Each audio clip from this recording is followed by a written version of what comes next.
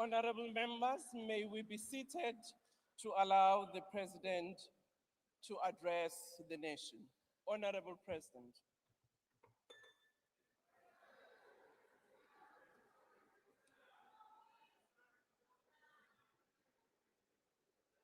Speaker of the National Assembly, Mr. Didiza, the Chairperson of the National Council of Provinces, Ms. Refile Mtsweni-Tsipane, former President Kgalema Motlanthe, former Chairperson of the NCOP, Mr. Amos Masondo, former Chairperson of the NCOP, Dr. Naledi Pandor, Mayor of Cape Town, Alderman Jordan Hill-Lewis,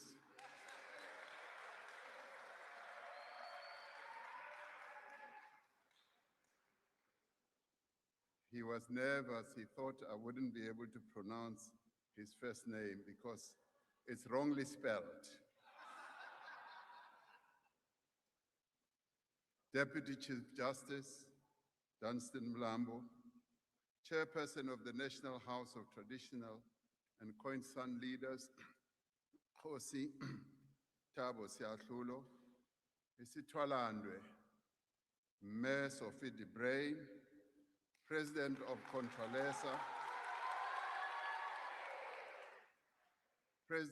Contralesa, Khoshi Mutupa Mukwena, members of Parliament, premiers of our provinces, fellow South Africans.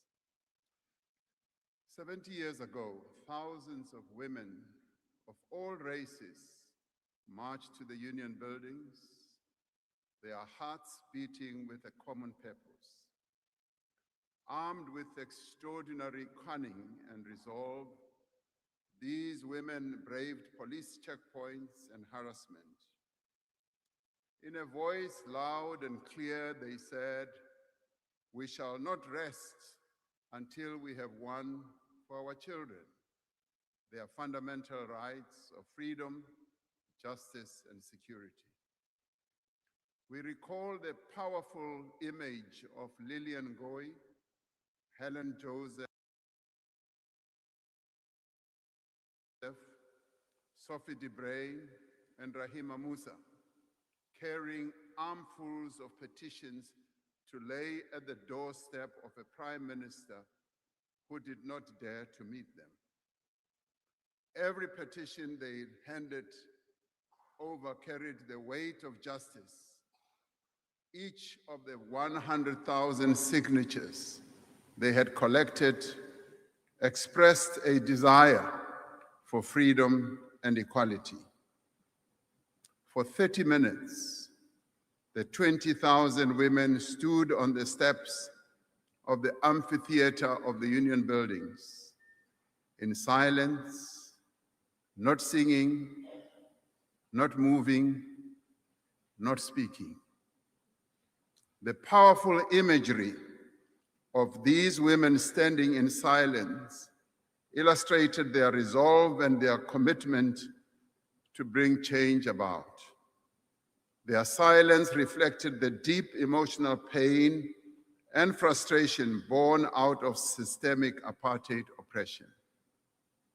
Their silence showcased the sorrow and the anger that these women felt in their fight for justice and equality.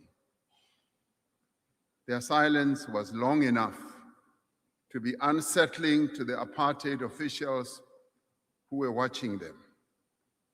In that quiet moment, they showed the world that it is not the shouts of anger, but the stillness of determination that moves mountains. After the silence came the singing of the now eternally famous chant that has gone down in our struggle history, symbolizing the powerful role played by women in the struggle against apartheid. They chanted, "Wathinta bafazi, wathinta imbokodo."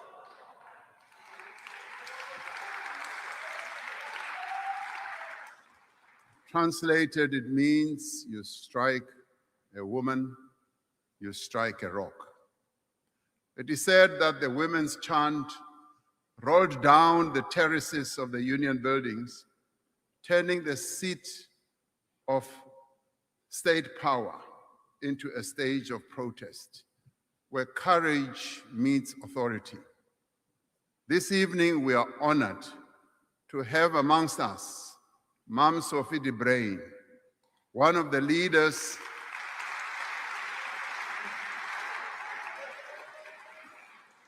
that marched and a stalwart of our struggle for freedom. She and many other women who have made enormous sacrifices in our struggle for freedom remind us that women have always been at the forefront of change, ready to stand up, to be counted, to speak out, and never back down in the fight for justice. To mark this anniversary, I'd like to ask you to rise and give a standing ovation to the women of South Africa who marched on the Union buildings in 1956.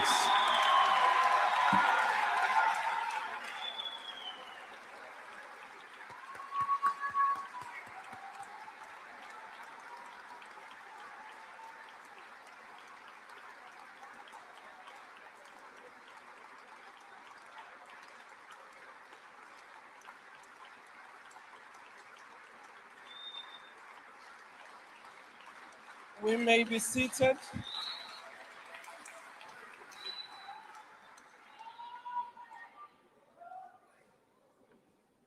Mam Sophie de Bruyn, I can see where you are seated. Please stand up so that we can see you.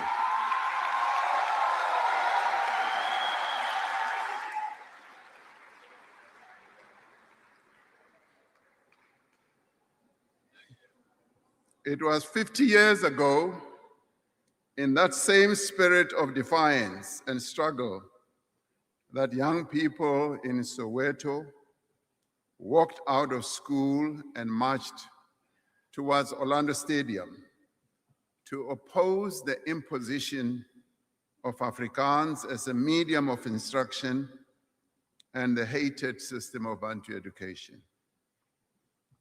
Their courage in the face of a brutally oppressive regime reverberated around the world and brought renewed attention to our struggle. The determination and sacrifices of the youth of 1976 and the generations of young people that would follow continue to inspire us. We thank the young people of 1976.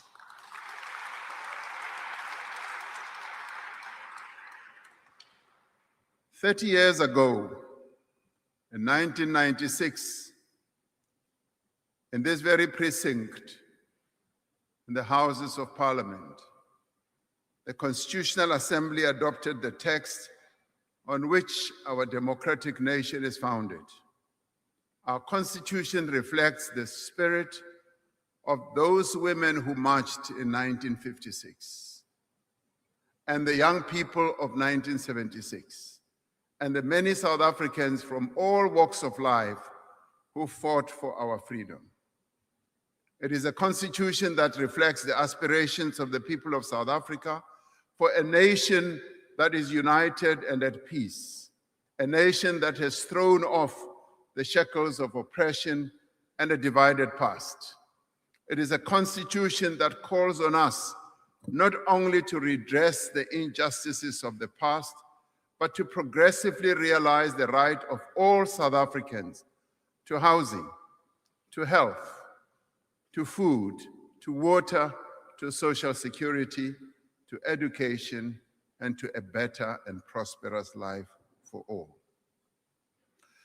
Today, we must realize these aspirations in a world that is rapidly changing, a world in which narrow self-interest has replaced the common good, a world in which trade is used as an instrument of cohesion, a world in which might is right and the powerful impose themselves on the weak. To navigate this new world, we must draw on our strength as a nation. Our strength comes from our values, as articulated in our Constitution. The values of dignity, of equality, of non-racialism, non-sexism, diversity, and of the inherent worth of every person. It comes from our people. Our strength comes from our people, from our tolerance, from our generosity, kindness, and solidarity. It comes from our steadfast commitment to upholding the rights and affirming the dignity of people in our society who face prejudice and discrimination, including persons with disabilities and members of the LGBTQIA+ community. Our strength comes from our determination and resolve. It comes from our creativity and inspiration. As we navigate this new world, we must rely on that strength, the strength that comes from our natural endowments, from the minerals in our earth and the richness of our soil, from the beauty of our mountains and shores. Our strength comes from our institutions, which are robust, independent, and from the spirit of democracy and freedom that lives deep within all of us. Our strength and power comes from one another. It comes from what we can achieve when we work together.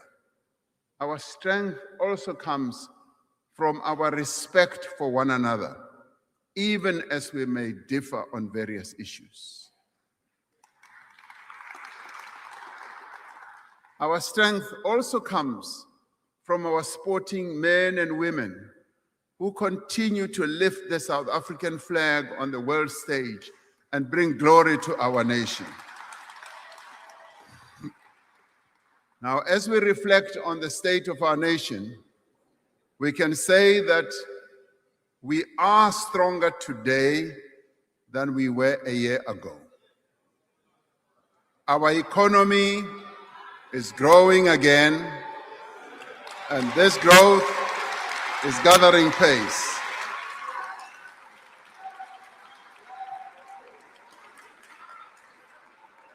While we have experienced 4 consecutive quarters of GDP growth, we know that it has to grow much higher and much faster to meet our social and economic challenges.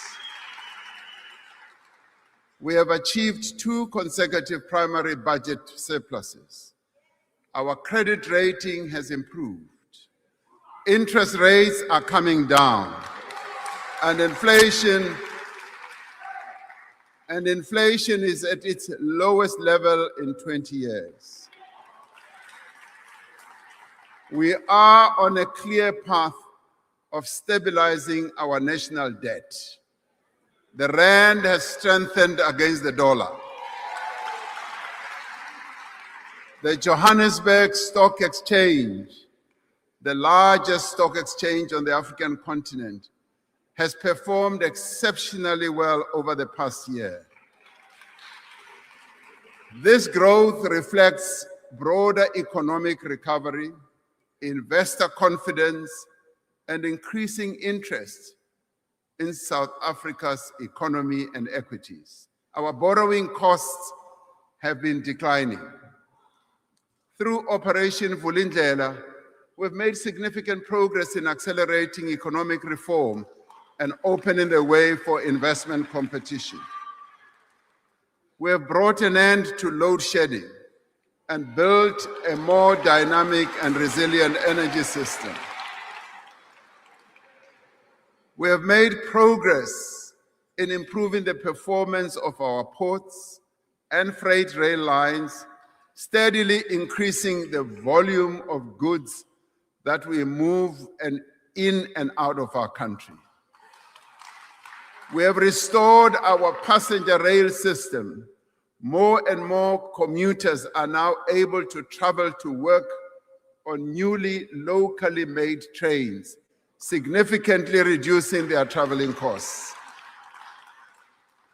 We are investing across our country in roads, in bridges, in rail lines, in ports, in dams, and in solar farms. We have created over 2.5 million opportunities through the presidential employment stimulus, mainly for young people and women. The expanded works program and community work program continue to offer job opportunities to many throughout the country. Last year, we saw the highest matric pass rate in our history, with more than two-thirds. Now, with more than two-thirds of all bachelor passes coming from schools in the most disadvantaged communities. Now, as the economy continues to grow, the rate of unemployment must come down. By expanding our social protection system through the SRD grant, we have reduced the number of people living in food poverty. We are strengthening our anti-corruption laws. Our country has been removed from the gray list of financial action task team.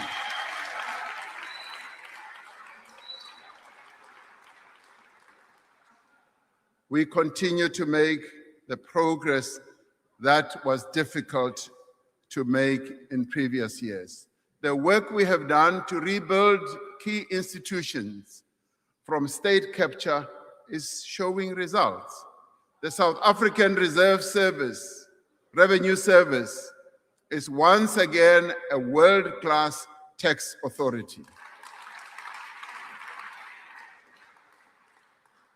The investigating directorate continues with its work and is making progress in the prosecution of those who need to be prosecuted. Most importantly, our democratic system is maturing. Our democratic system is maturing and growing stronger. The government of national unity, you will love this, has shown that it is possible for South Africans to come together from across the political spectrum to work on a common agenda for growth and progress. Last year, we hosted the leaders of the world for a successful G20 summit, which showcased our country's strength on the global stage. Confidence is rising amongst investors, business people, and consumers. Now, these improvements are the result of a determined effort across government and across society. They show what is possible when we work in unity and we work with unity of purpose. Now we have a unique window of opportunity to translate these gains into sustained growth. Despite this progress, we must be honest about the challenges that we still face. Although we are moving forward, we must not claim any easy victories. We are still far from where we need to be. For too many people, life remains hard. Jobs are scarce and opportunity is out of reach. South Africans are worried about violent crime and corruption. They are concerned at the state of local government and its inability to deliver basic services in many parts of the country. Above all, they are desperate for work and for an income to support their families. We can only be strong when we are equal. when the progress we have made is shared by all.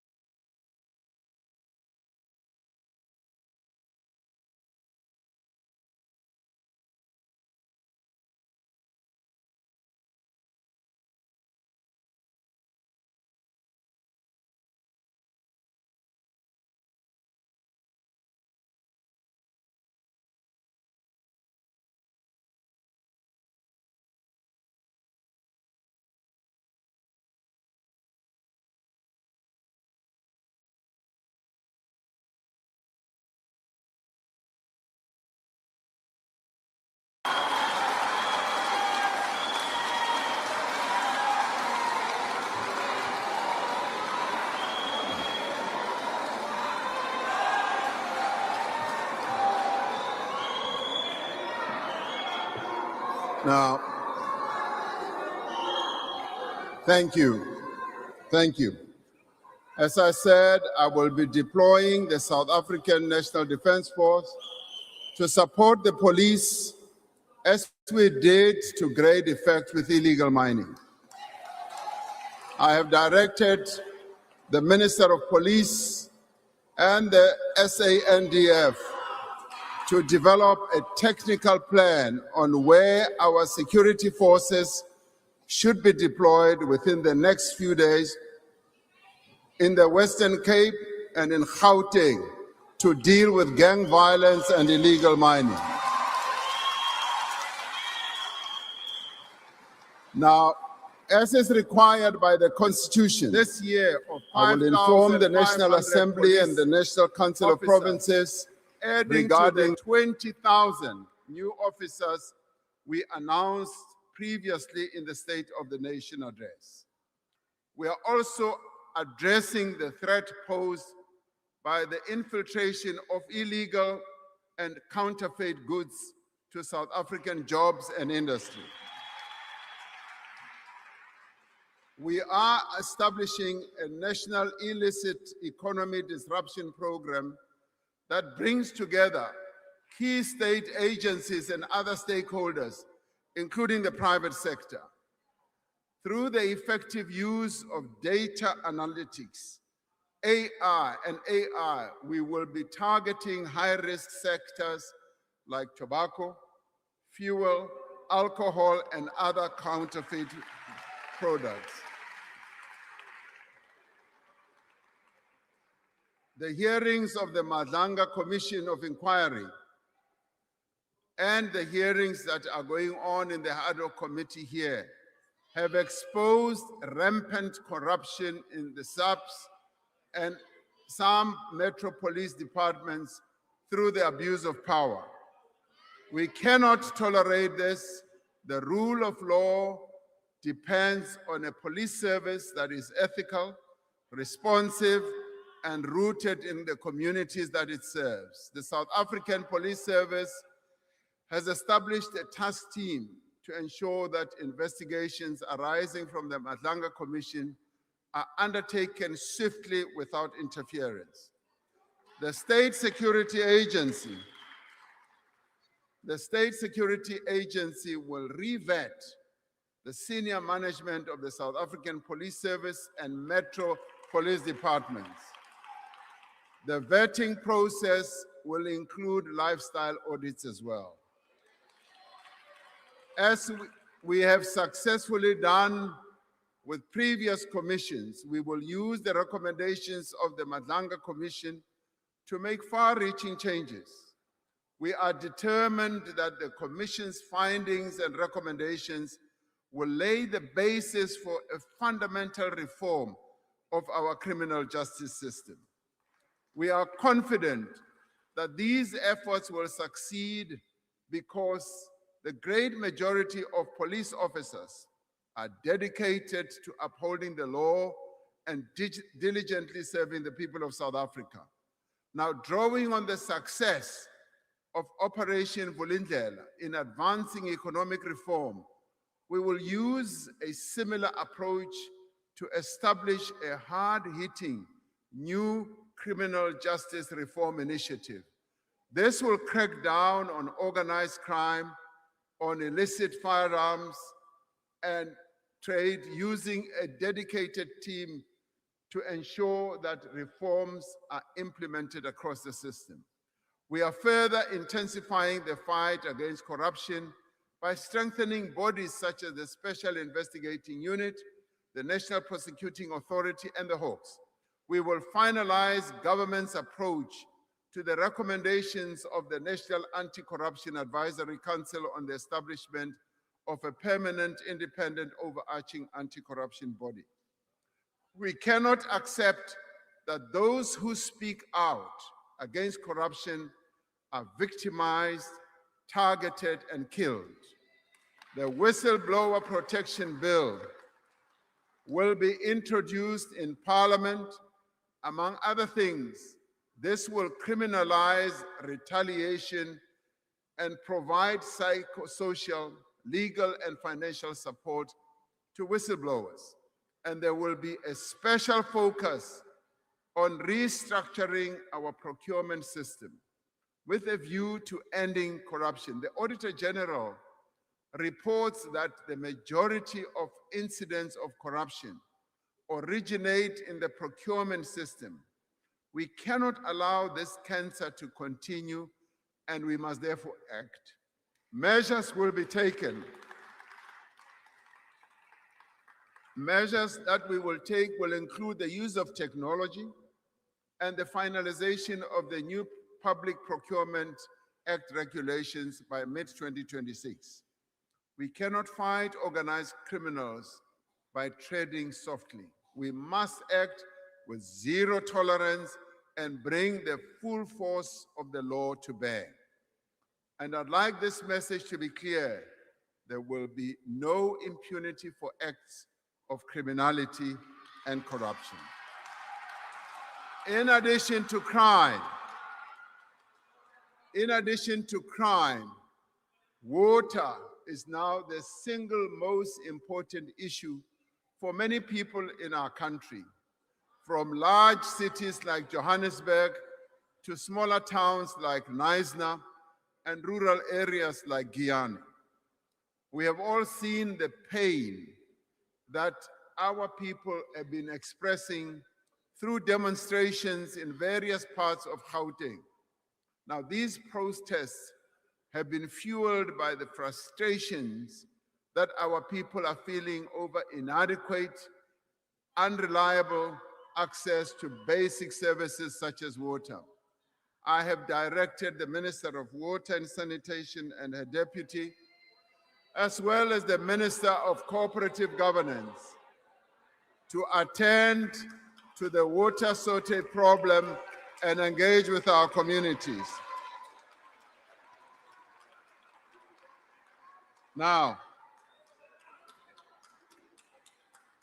I can see you are excited. As we speak, Order, honorable members. Can we please lessen our voices so that members can hear the message? Thank you. as we speak, they are in Gauteng at the moment, engaging with our people, explaining to them precisely how government intends to immediately deal with the challenges that our people are experiencing. They have informed me that the pipes that had been damaged are being repaired and the reservoirs are filling up again. Now, this comes from poor planning, inadequate maintenance of water systems by many of our municipalities. And the main cause of the problems are now the reason why we are now having empty taps. There is no silver bullet to address this challenge, which has its roots in systemic failures and many years of neglecting infrastructure. To ensure water security is in the long term, we are building new dams, upgrading existing infrastructure.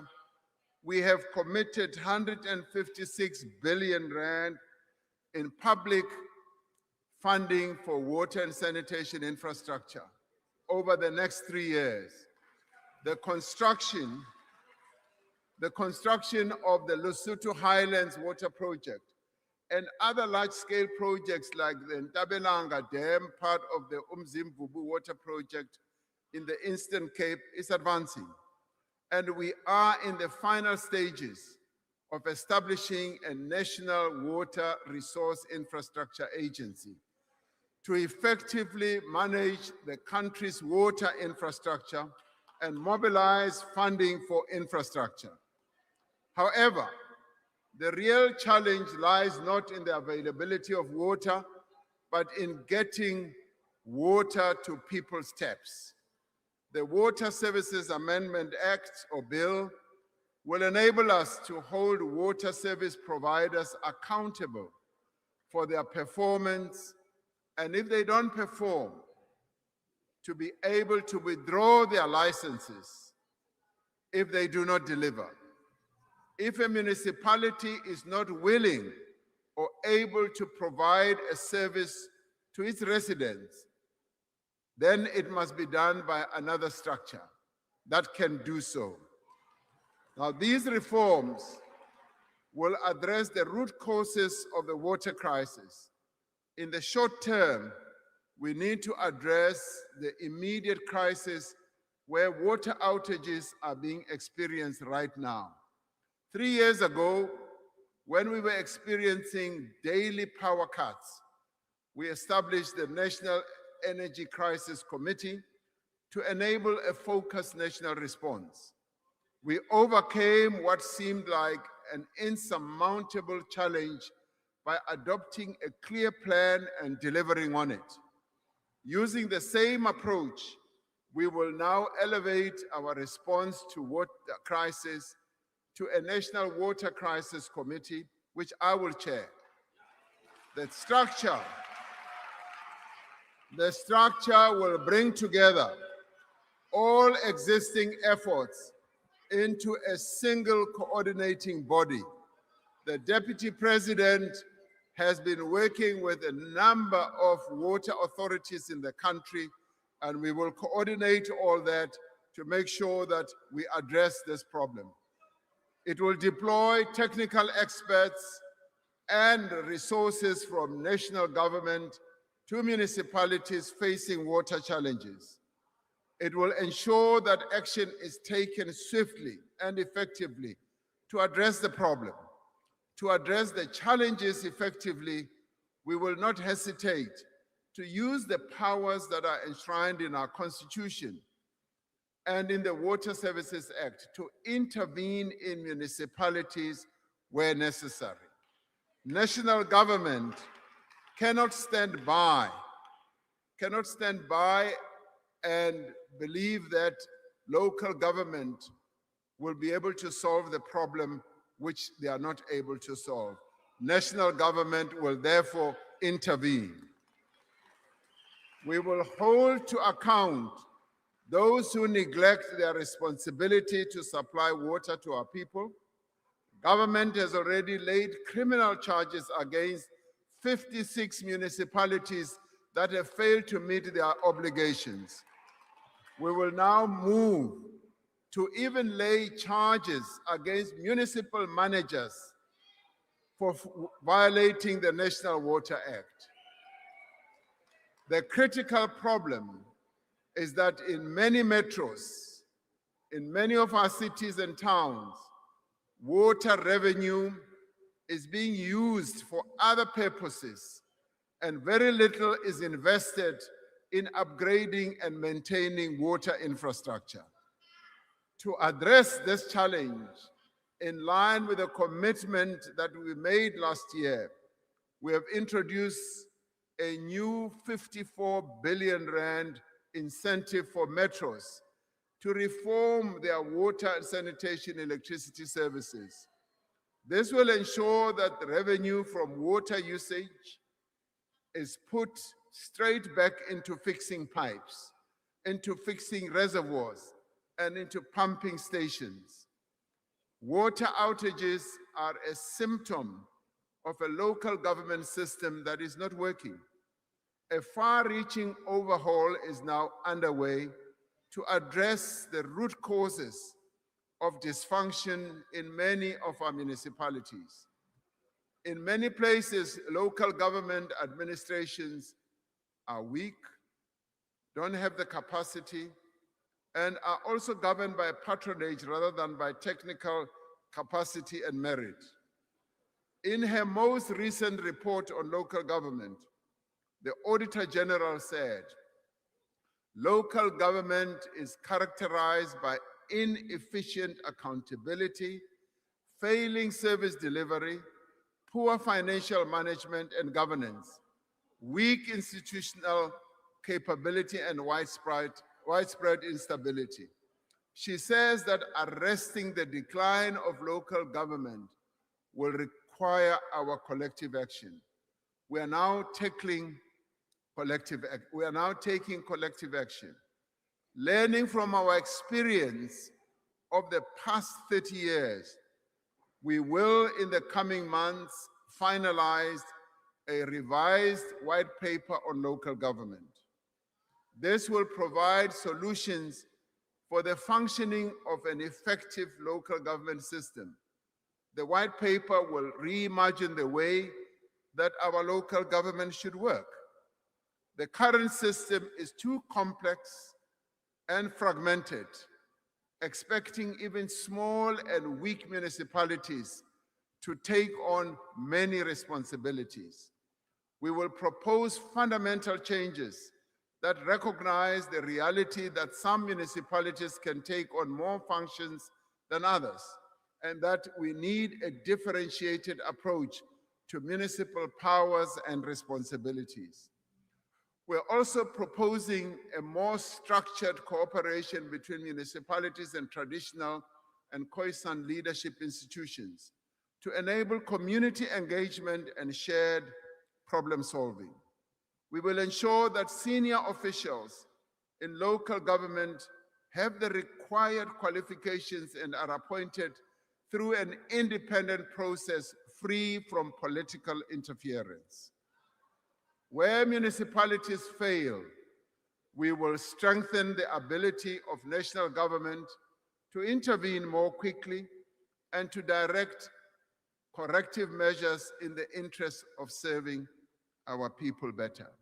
These changes may be difficult, but they must be done. While these fundamental reforms are underway, we will continue to implement targeted support to improve the delivery of basic services through the presidential working groups on eThekwini and Johannesburg.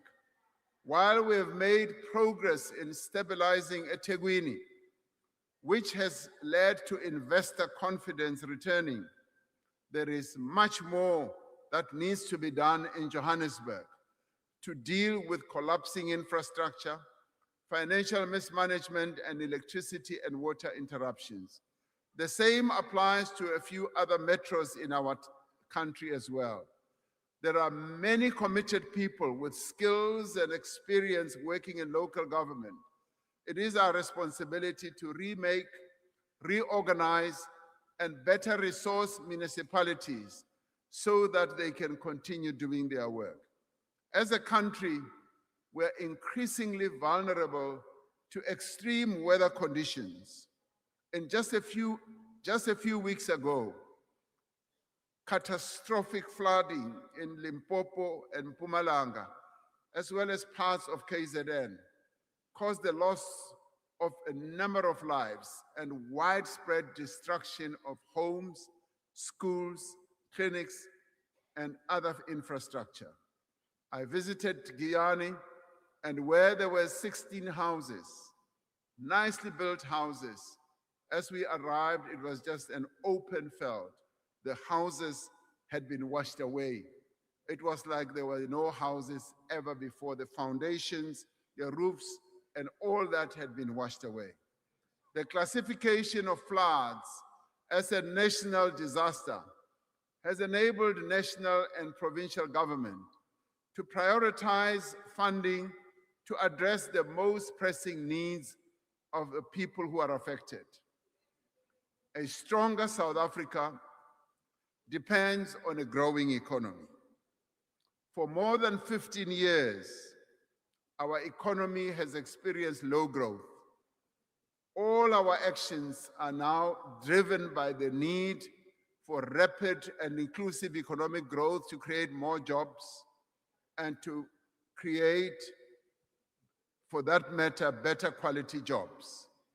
To give effect to the medium-term development plan, Cabinet has approved a comprehensive implementation plan to drive growth and inclusion. Through this plan, we are working to revive growth by creating conditions for firms or companies to invest by maintaining a clear and stable macroeconomic framework, investing in infrastructure that works, creating a conducive regulatory framework that supports growth and enables competition, and a focused and forward-looking industrial policy. The foundations of this plan is investment, particularly in public infrastructure, as well as labor-intensive growth sectors that are capable of future growth. Now, these include the digital and green economy, where young people will find employment opportunities. Infrastructure is much more than an investment in brick, mortar, concrete, and steel. It is an investment in jobs, in productivity, in growth. For many years, fixed investment has been declining. We are now changing all that. Government has committed more than 1 trillion rand in public investment over 3 years to build and maintain infrastructure. This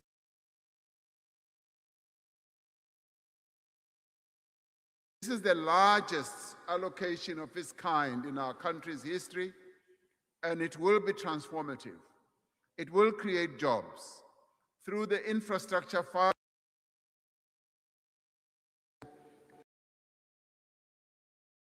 Using innovative funding models, reducing risk and attracting investors to fast-track projects in energy, in water, in transport, and in the digital infrastructure. We launched our first ever infrastructure bond to raise funding for the infrastructure drive that we have embarked upon, which was more than 2 times oversubscribed, showing that when we have put our resolve forward and have put forward innovative ways of raising money, those with money, the private sector, do respond. Disputes arising from implementation of tenders often delay the implementation of necessary infrastructure. We often find that when an infrastructure project is about to be embarked upon, competitors start taking each other to court, and waiting for the long court process always delays the start of those projects. To prevent undue delays in critical projects, we will establish specialized courts for commercial matters with dedicated judges and dedicated court rolls to ensure faster outcomes in matters that have a bearing on the economy and development. This will speed up the development of our infrastructure. This year, we will begin the work to establish a professional state property company to transform the 88,000 buildings and 5 million hectares of land owned by the state into professionally managed engines of growth and development. I see you like this one very much. I will repeat it. Now, through Operation Vulindlela, we are working to transform the structure of our economy, to fix our infrastructure, and make our electricity, water, and logistics sectors more competitive and more efficient. Having put load shedding behind us, we must now transform our energy system to ensure long-term energy security. For decades, our economy grew on the back of cheap electricity. But then state capture, mismanagement, inadequate maintenance, and inflated mega projects drove up the cost of electricity to businesses and to ordinary citizens. Now, with the far-reaching changes that we are making to the sector, and with our abundant solar and wind resources, we will be able to drive down the cost of electricity. Regulatory changes have enabled a massive and growing pipeline of investment in renewable energy. By 2030, more than 40% of our energy supply will be coming from cheap, clean, renewable energy sources. We are now establishing a level playing field for competition so that we are never again exposed to the risk of relying on a single supplier to meet our energy needs. We are restructuring ESCOM and establishing a fully independent state-owned transmission entity, as I have said before. This entity will have ownership and control of transmission assets and be responsible for operating the electricity market. Given the importance of this restructuring for the broader reform of the electricity sector, I have established a dedicated task team under the National Energy Crisis Committee to address the various issues relating to the restructuring process, including clear timeframes for its phased implementation. The Minister of Electricity and Energy, Minister of Finance, and the Minister of the Presidency, and other ministers will all work together to make sure that we come up with clear proposals and timelines and how this will be phased in terms of implementation. This task team will report to me within 3 months. In addition, we will this year commence the first round of independent transmission projects to enable private investment in expanding our national grid. There has been tremendous interest. There's been tremendous interest in investments in our transmission process. We will work in each province to address transformer overloading, illegal connections, and equipment failure with the objective of eradicating load reduction by next year. We are committed to the path that we have embarked upon to modernize our energy system. We have begun to turn around the performance of our rail system and ports so that our businesses can get their products to global markets. We've now enabled private rail operators to access our network on a concessionary basis, which will now allow different rail companies to compete to move volumes from road to rail. Later this year, we will initiate major public-private partnerships in our port terminals and rail corridors through a concession model that preserves public ownership by the state while mobilizing private investment and expertise. Last month, we concluded a partnership with an international port operator to manage the Durban Pier 2 container terminal, the largest in our country. Yes, Pier, you're right. This partnership, something good also comes from your side. This partnership will result in new investment in equipment and infrastructure at the port and will bring it back to world-class standards.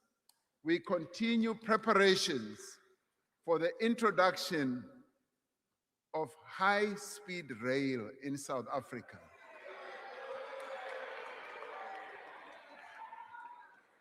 I know you love this one. Now this, I've been saying that we would like this to cover initially routes such as Johannesburg and Musina and eThekwini to Johannesburg. Now, it often takes, high-speed trains are happening in many parts of the world. They've cut down the time of travel, and in my book, it should no longer take 5 to 6 hours to travel from eThekwini or Durban to Johannesburg, 4.5 hours from Johannesburg to Messina, when it can be done in a much shorter space of time. Our people want it, and progress is now being made. Nearly 30 companies indicated their willingness to participate in high-speed rail corridors when we put out the request for information last year. We are preparing to send out a request for proposals, which will introduce a new era of long-distance rail travel in South Africa at a faster pace. We are determined to compete in a rapidly changing global economy. Our industrial policy focuses on areas where we have competitive advantage, where we can create jobs, and where we can drive up exports.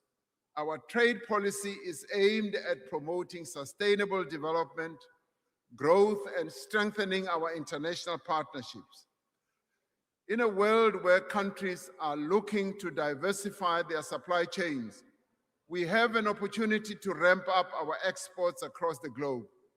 We have a diverse economy, high-quality manufacturing facilities, and strong regulatory frameworks. We are strengthening our capacity for trade negotiations and expanding our missions abroad to drive economic diplomacy. Amid the turmoil in the global economy, we are supporting our established industries in the face of strong headwinds. We have moved to revive our ferrochrome industry and to protect jobs in our steel industry, in our automotive and other sectors which employ hundreds of thousands of South Africans in good quality jobs. Ministers are crunching the numbers on a daily basis, seeking to protect the jobs that could be lost through the decline of these industries that are now facing fierce competition. We are working with businesses and workers to close loopholes in our tariff structure and develop additional measures to protect and grow our manufacturing base.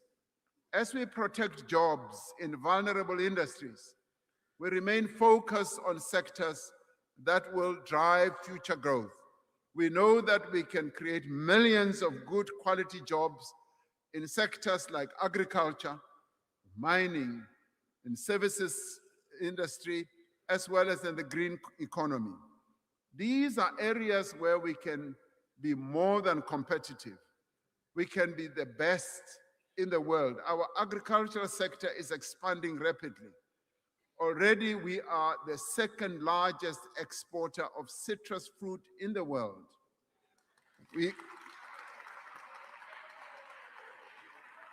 We are opening new markets for our exports, from citrus to avocados to maize, livestock, grapes, and wine.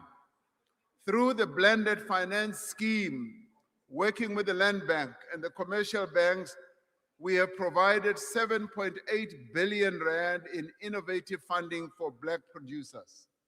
We will deploy 10,000 new extension officers to support farmers and to improve agricultural productivity. This will give rise to many opportunities for young people to be employed in the agricultural sector. I saw how this works extremely well in Ethiopia, in the agricultural sector, which was really the worst sector. They employed 40,000 or so extension officers who support farmers. And all of a sudden, agriculture has now become the best performing sector in their economy.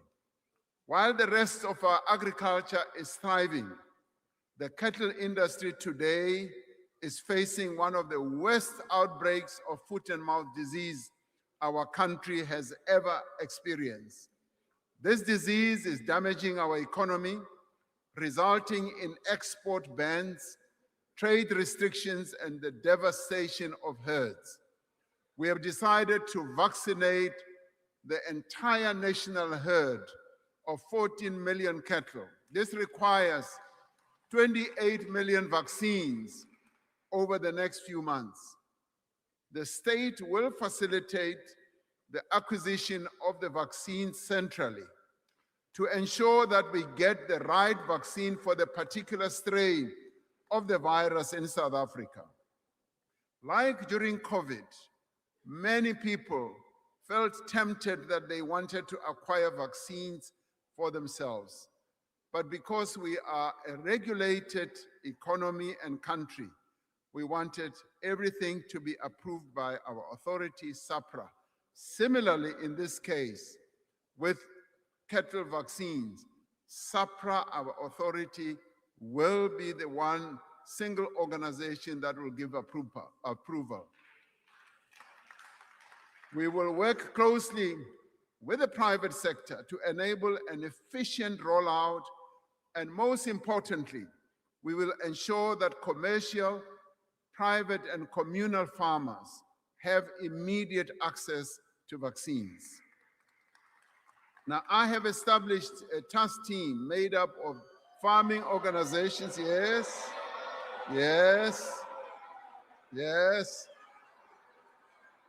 farmer organizations and experts working together with the Minister of Agriculture and his department that will report to me every month about the progress we are making in dealing with the pandemic. Now, why do we do this? We do this because we've got experts. We've got people with great knowledge. We need to mobilize them. We need to bring them to work with government because they have the know-how and the wisdom. We have classified foot and mouth disease as a national disaster and will be mobilizing all necessary capabilities within the state to deal with this crisis. Our services sector, from digital technology to financial services, is growing. Our financial institutions are some of the best in the world, and they have the ability to compete in Africa and across the globe. We are attracting major investment in digital infrastructure with 55 data centers already built and more than 50 billion of investment expected over the next few years. Tourism is a vital driver of economic growth. With every 13 international tourist arrival, they support one job.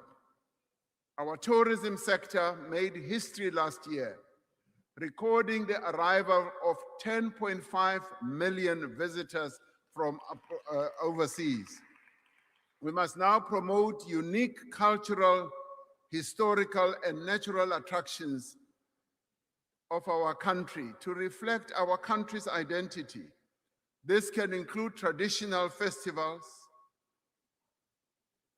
cultural areas in our country, local crafts, historical sites, and natural landscapes across the country in rural areas as well.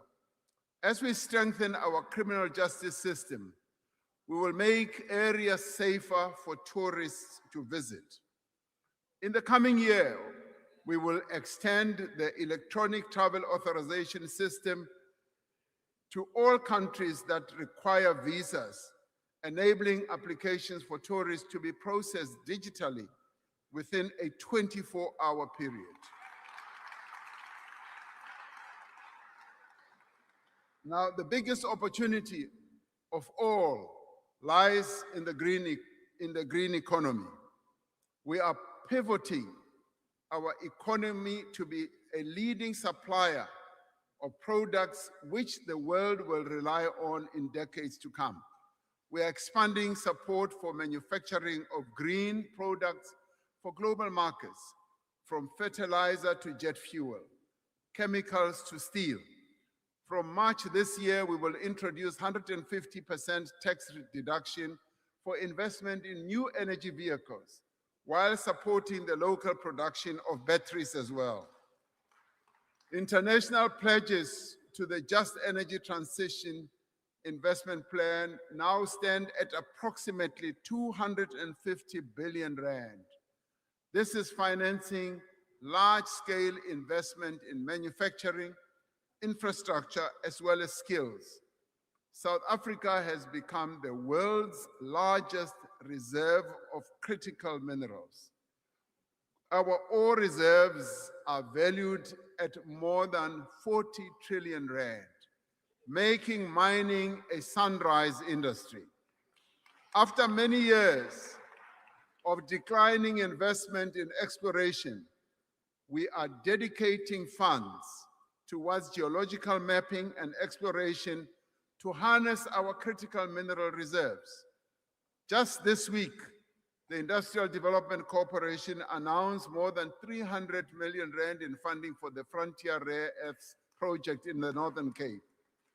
This has the potential to become one of the largest and lowest cost new producers of minerals that are needed for smartphones, lithium batteries, and other products. Confidence in the future of South African mining was very evident during the mining indaba this week here in Cape Town. New gold, copper, rare earths, platinum, and coal mines are being opened. And Black people are players, serious players in this industry now of late. And we are happy about that. At the G20 Leaders Summit in November last year, the G20 countries supported our proposal to expand local beneficiation of critical minerals and the export of finished goods. Critical minerals beneficiation that should take place at the source of extraction, right where the minerals are found. Over the course of the first 5 South African investment conferences, we were able to raise 1.5 trillion rand in investment commitments. To date, over 600 billion that was committed has flowed into projects. New factories, mines, and other facilities are being opened each year. We have now set ourselves a target of raising 2 trillion rand in new investments over the next 5 years. We therefore look forward to hosting the 6th South African Investment Conference on the 31st of March of 2026. To build a more inclusive economy, we're going to back those who create opportunity. If every small and medium business in South Africa could employ 1 additional person, we would create 3 million new jobs. But many of these businesses, a number of which are owned by women and young people, cannot get funding to start or to grow. Many struggle to find markets for their goods and services, and nearly all small and medium enterprises have to contend with a multitude of regulations, of bylaws, of licensing requirements, and bureaucratic hurdles. We take seriously the public comments on the draft business licensing bill and will ensure that the final bill makes it easier, not harder, to start and to run a small business in South Africa. We will do that. This year, we will provide more than 2.5 billion in funding to over 180,000 small and medium enterprises and extend a further 1 billion in guarantees. Naturally, we will seek to also focus on women and youth-led businesses to foster their empowerment. And we will amend the National Credit Act regulations to make it easier to access credit at a lower cost. The transformation of our economy is necessary to drive sustained growth, to reduce inequality, and correct the injustices of the past. We are undertaking a review to refine, realign, and strengthen our broad-based Black economic empowerment framework to ensure that it supports greater transformation and inclusive growth. Now, all these actions will create a stronger economy and fix the foundations that were broken. It is a matter of national concern that too many South Africans remain unemployed and too many young people struggle to find their first job. That is why we are rebuilding the economy. We are creating work and livelihood opportunities on a scale through public and social employment programs. In places like Standerton in Mpumalanga, the presidential employment stimulus is creating work that matters, turning dumping sites into parks and empty yards into community gardens. The SA Youth Platform has provided millions of young people with access to work and learning opportunities for the first time. The Youth Employment Service, a partnership between business and government, placed over 200,000 young people in year-long work experience opportunities. This year, we will introduce regulatory changes that will make it much easier for businesses to participate in the Youth Employment Service and create jobs for young people. In the coming year, we will expand our public employment programs, including the Community Works Program and the EPWP and the Presidential Employment Stimulus.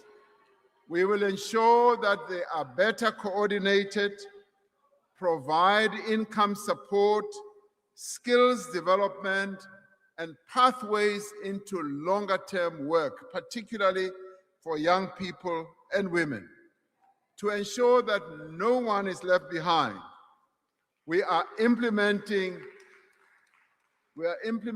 decisions to increase employment equity targets for persons with disabilities in the public service to 7% by 2030, and to mandate a 7% preferential procurement target across all government and public entities. Above all, however, a strong economy relies on a well-educated, capable, and skilled population. Our focus now is on establishing a firm foundation for learning in the early years of a child's life.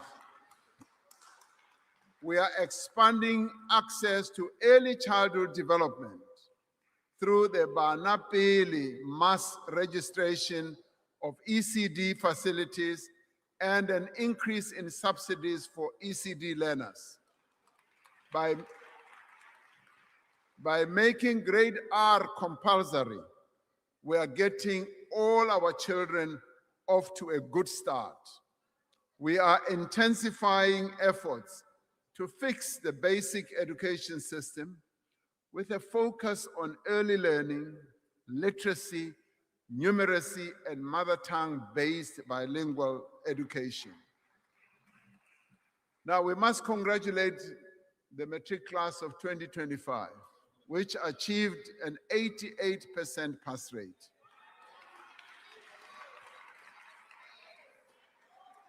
Now, this is the highest pass rate in our history, reflecting both commitment of the learners and the interventions we have made to improve learning, but we also congratulate them for the sacrifices they themselves have made to get where they are. As we welcome improvements in the high dropout rate in the last few years of schooling, more learners must be able to write matric and take subjects like maths and science. That will enable them to progress further. To enable the youth today to transform our society and secure their future, we are preparing the ground for a skills revolution. we are undertaking a fundamental overhaul of the skills development system to implement a dual training model that integrates education with practical workplace experience. Now, this will enable young people, as they are trained for skills, to be almost certain that they will get jobs once their training has happened. We will reform and reduce the number of sector education training authorities, SETAs, to improve governance, strengthen industry participation, raise the quality of training, and better align skills development with the needs of the economy. Now, this includes improving the use of TVET colleges as the primary sites for occupational training and artisan development. To support effective workplace learning, we will increase the proportion of the skills development levy returned to employers, restoring it to its original level of 40%. We will also transform the National Skills Fund into a more agile, outcomes-driven instrument that supports unemployed young people to access workplace experience and employment, building on successful initiatives such as job boosts. These reforms will ensure that various training programs that we have in government are a door to opportunity, not a dead end. To absorb the increasing number of young people passing matric, we will expand opportunities for young people to enter institutions of higher learning. I have directed the Ministers of Finance and Higher Education to work on a proposal for us to build more universities and TVET colleges for specialized areas of focus. An immediate problem is the great shortage of student accommodation at our institutions of learning. I have also directed the Minister of Higher Education to address this challenge, working together with financial institutions on innovative methods in which government can provide student accommodation. A stronger South Africa is built on strong communities, and strong communities look after their children. More than a quarter of children under 5 years are stunted, increasing their risk of disease and affecting their ability to learn and to grow. Now, this is devastating for children and their families and has an impact on our society as a whole. This year, we will embark on a mission to end child stunting and malnutrition by 2030 and tackle malnutrition amongst young children in line with the national strategy to accelerate action for children. We will focus on the crucial 1,000 days of a child's life, building on existing support such as this Child Support Grant. We will implement targeted interventions to ensure that pregnant women and low birth weight children get the protein and nutrients that they need. This is a massive crisis that demands attention and resources. Now, the medium-term budget statement that will be presented by the minister later this year will set out a clear allocation for the actions that we need to take. A major contributor to child stunting is excessive alcohol consumption, which can affect a child's development during pregnancy. Alcohol abuse leads to violence, leads to road accidents and crime. Now, to address this scourge, we call on provincial governments to strengthen the regulation of alcohol by limiting the density of alcohol outlets, restricting trading hours, and ending the sale of alcohol in large containers. As national government, we propose measures to curb excessive alcohol use, including minimum unit pricing or higher excise duties and greater restrictions on alcohol advertising, which we are consulting with the stakeholders. Now, since it was introduced during COVID-19, the Social Relief of Distress Grant has kept millions of South Africans out of food poverty. As a transformative instrument to improve the lives of the poorest and the most vulnerable people, this grant will be continued into the future. This year, we will redesign the grant to more effectively support livelihoods, skills development, work opportunities, and productive activity. We know that most of the money provided through the social grants is spent on food and transport. In our cities and towns, most people live far away from workplaces and services.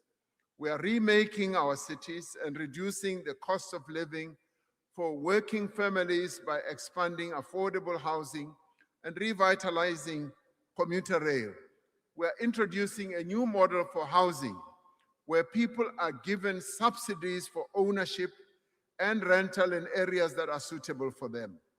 We are shifting from building houses for people to supporting them to build, to buy or to rent their own houses.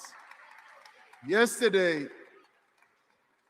marked the 60th anniversary of the declaration of District 6 here in this city as a wide group area.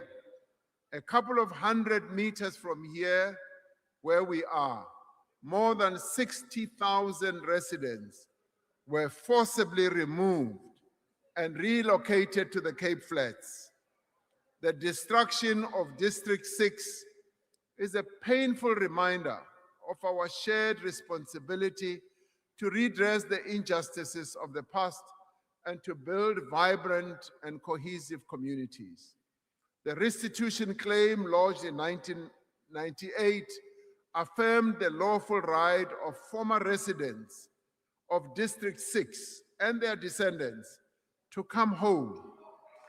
That return has required court supervision, detailed planning, and sustained public investment. Many homes have now been completed and handed over to verified claimants.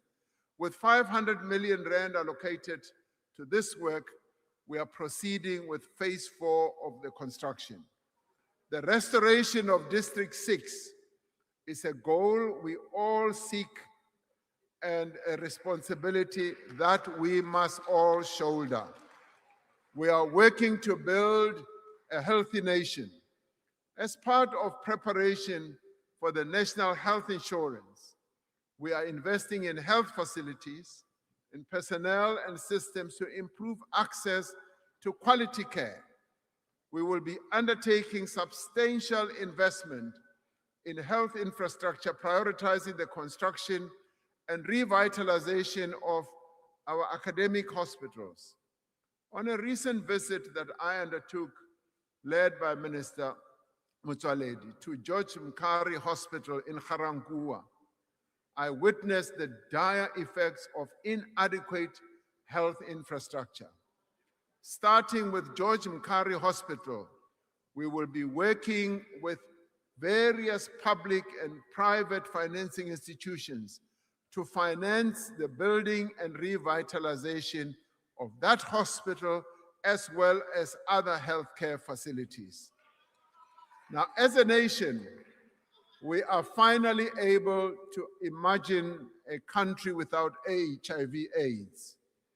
In support of our program to prevent and ultimately to eliminate HIV, we will be undertaking a massive rollout of lenacapavir,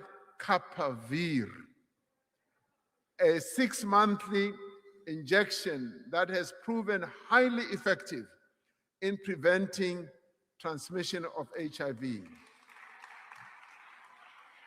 We are also working to end cervical cancer in our country by mobilizing society to ensure that every young girl between the ages of 9 and 15 receives HPV vaccine. Last year, we classified gender-based violence and femicide as a national disaster. Now, through this classification, we are able to better coordinate our response and direct efforts towards the most impactful interventions. Building on the National Strategic Plan, we will mobilize all sectors of society through communication and social mobilization to challenge harmful attitudes and practices. We will continue to promote women's economic empowerment through training, financial support, and preferential procurement. We will strengthen law enforcement through faster investigation, improved case management, expanded sexual offenses courts, and action against repeat offenders. We will scale up survivor center support, ensuring access to shelters, one-stop service centers, mobile and rural outreach, and the placement of social workers in our police stations. Illegal immigration continues to pose a risk to our security, our stability, and economic progress. We will address this problem while ensuring that the fundamental rights of every person in this country are upheld and protected. This year, we will take additional steps to secure our borders. Funding to strengthen border security will be prioritized, covering infrastructure, technology, and people. Now, key border posts will be redeveloped through public-private partnerships, and we will extend the electronic travel authorization to all international airports and the busiest land ports of entry. We are already using drones and technology to greater effect all along our borderline. The police, home affairs, and labor inspectors will work together to crack down on violations of existing immigration, labor, and other laws. Employers who hire foreign nationals without the required permits or visas will face the full might of the law. Now, to tighten enforcement, we will hire an additional 10,000 labor inspectors this year. As we undertake these interventions, we insist that the laws of our country must be observed by everyone. We will not tolerate violence and acts of lawlessness directed at foreign nationals. No foreign national should be unlawfully barred from accessing public facilities, including health facilities and schools. To build a stronger South Africa, we need an ethical and capable developmental state. A capable state needs committed and honest public servants with the right skills and a deep culture of service. Over the past year, we have passed significant new legislation to professionalize the public service. The Public Service Amendment Bill will protect key appointments from political interference and ensure that capable and qualified people are appointed to senior positions on the basis of their suitability for the job. Lifestyle audits have been made mandatory for senior public servants, reaching 93% compliance across departments. We are establishing a central registry for disciplinary cases across all spheres of government. This will prevent people who are facing or have undergone discipline action from being employed elsewhere in the state. We are continuing to improve governance and performance of state-owned enterprises like Eskom, Transnet, Denel, Prasa, and others. This includes the implementation of clear standards of appointment to ensure that the leaders of these entities have the right qualifications and experience. We will continue to work in a phased manner towards a centralized model of managing our SOE portfolio so that we can set standards, improve governance, and ensure financial sustainability to deliver on their mandates. This includes finalizing the National State Enterprise Bill, which will be done in this Parliament. We will harness digital transformation as a driver of growth, of inclusion and effective service delivery. This year, Home Affairs will launch the digital ID to enable safe and secure use of digital services for all South Africans. We will digitize driver's licenses, matric certificates, and services at the master's office. Citizens will be able to fill out police statements online, and eligibility for SASSA grants online, and be tested remotely. All these services will be made available by My Mzansi platform. Soon, every South African will be able to access many of the services they need without having to visit a government office or filling out manual forms. This year alone, hundreds more bank branches will now offer smart IDs and passport services, decreasing queues and waiting times. We will also work with civil society to ensure that citizens' protections and rights are safeguarded through this digital revolution. For South Africa to be strong, our continent, Africa, must be at peace and it must prosper.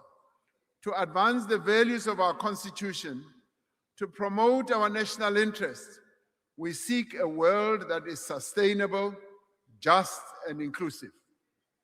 In an increasingly volatile world, South Africa holds firm to the principles that defined our G20 presidency and underpin our foreign policy, which is solidarity, equality, and sustainability.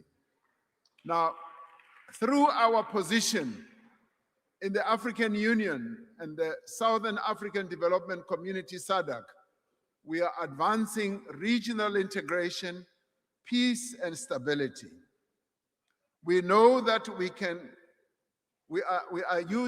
are using our international relations to support domestic economic priorities, including manufacturing, value addition, and export growth. We are contributing to the implementation of the African Continental Free Trade Area to expand trade between African countries, to drive industrialization, and to create jobs. South African firms, our banks, our farmers, our manufacturers will be leading suppliers to an African market of 1.4 billion people whose working age population will double in the next 25 years. We are building mutually beneficial relations with all countries on terms of equality and respect. Now, in a world where powerful nations often assert their dominance and influence over less powerful nations. Our country's commitment to sovereignty and self-determination is sacrosanct. It is not negotiable. And we will stand firm on our sovereignty and promote our national interests, our values, and the rights of our people. We are clear that we will continue to respect the rights and sovereignty of other nations. But we must be equally clear that we will not be bullied by any other country in the world. We will forge strong partnerships with like-minded countries to increase our shared resilience to global disruptions. Building on our presidency of the G20, which all attest to having been very successful, we continue to advance the priorities of the Global South.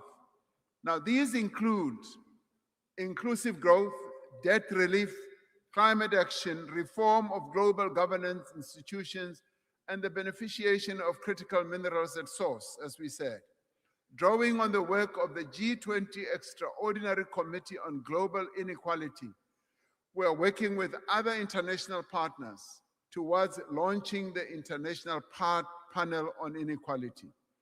This is an important pillar of the global effort to reduce inequality within and between nations. We continue to champion multilateralism and strengthen humanitarian diplomacy. South Africa remains clear and a consistent voice for international law, for justice, and for human rights. South Africa will continue to support conflict prevention and peacekeeping efforts of the United Nations, the African Union, and SADC. We are proud of the participation of South African soldiers in peacekeeping missions in many parts of our continent since the advent of democracy. We have requested the United Nations to allow us to withdraw our troops from the UN mission in the DRC, where they were serving under MINUSCO, with a view of consolidating our own defense force and strengthening it.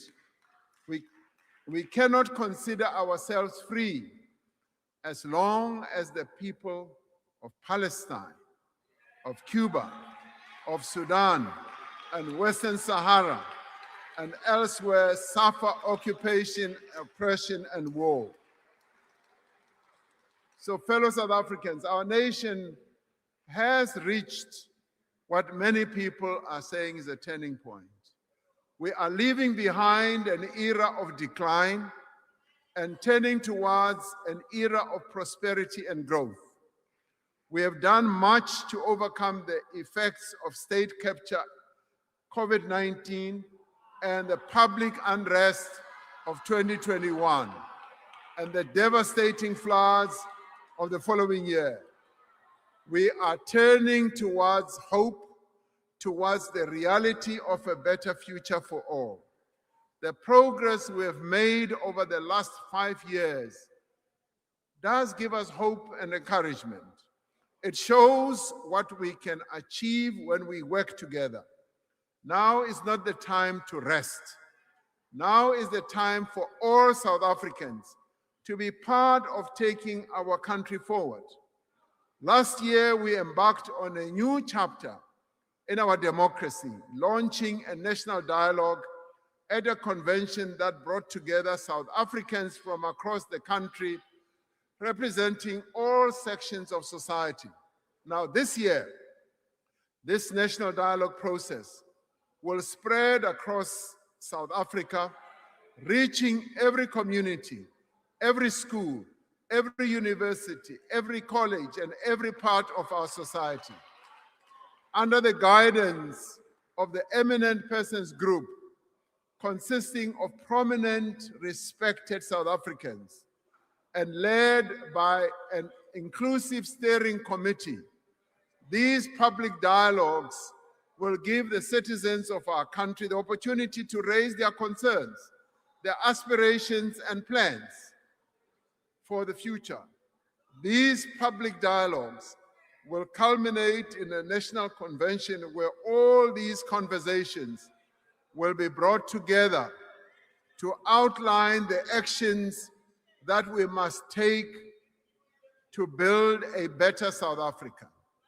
These conversations will guide the formulation of an overarching national compact and the next phase of the National Development Plan by 2030.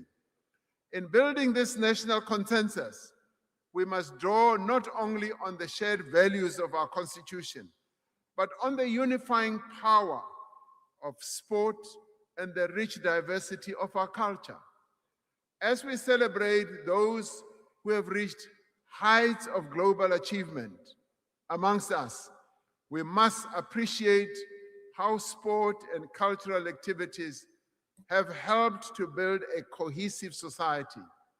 Harnessing the spirit of